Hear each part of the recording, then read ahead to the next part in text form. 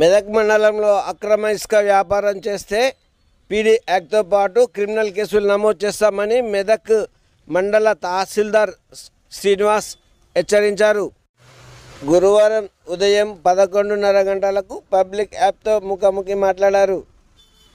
బుధవారం నాడు శివాయిపల్లి అటవీ ప్రాంతంలో ఇసుక డంపు చేసిన 6 టిప్పర్ల ఇసుకను తీసుకువచ్చి తమ కార్యాలయం సమీపంలో డంప్ చేసినట్లు తెలిపారు. జిల్లా కలెక్టర్ ఆదేశాల అనంతరం ఇసుకను వేలం వేయనున్నట్లు మెదక్ తహసీల్దార్ శ్రీనివాస్ తెలిపారు.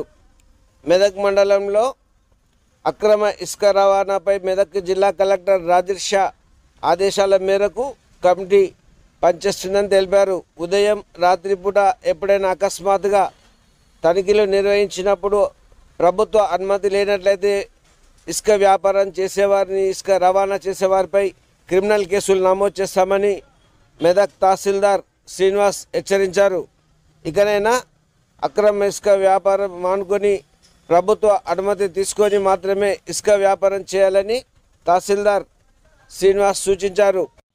జిల్లా కలెక్టర్ రాజేష్ ఆదేశాల మేరకు మైన్స్ అధికారి, పోలీస్ అధికారి, ఆర్టీఏ, తహసీల్దార్తో పాటు ఆర్ఐ కమిటీ వేసినట్లు ఆయన తెలిపారు. ఈ కమిటీ తరచూ తనిఖీలు చేస్తుందన్నారు. మెదక్ మండలంలోని పస్వేవాగు మరియు చుట్టుపక్కల గ్రామాలలోని రాత్రి టైంలో అక్రమంగా ఇసుక రవాణా చేస్తున్నారు అండ్ వ్యాపారం చేస్తున్నారని మా దృష్టికి రాగానే ఇటు విషయంపై మా సిబ్బందితో కలిసి అటు ఇసుకను గుర్తించి అక్కడ ఉన్న వాళ్ళని చుట్టుపక్కల వెరిఫై చేస్తే వాళ్ళకి ఎవరు తెలియదు అనగా ఫారెస్ట్ ఉన్న ఏరియాలో వీళ్ళు డంపు చేసి నైట్ దీంట్లోనే వ్యాపారానికి వినియోగిస్తున్నారు.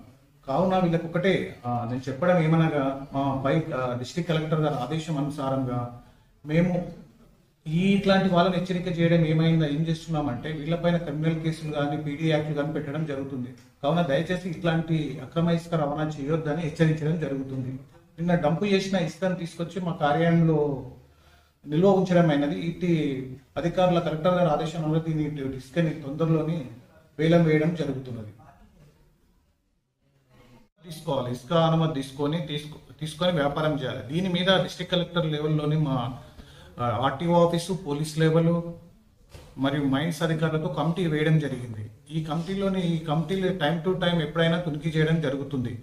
మీరు ఎప్పుడు దొరికినా మీ పైన పీడీ యాక్ట్లు కానీ కేసులు కానీ నమోదు చేయడం జరుగుతుంది. ప్రభుత్వ అనుమతి తీసుకొని మీరు ఇసుక రవాణా చేయటకు బాగుంటుందని తెలియపరుస్తున్నాం.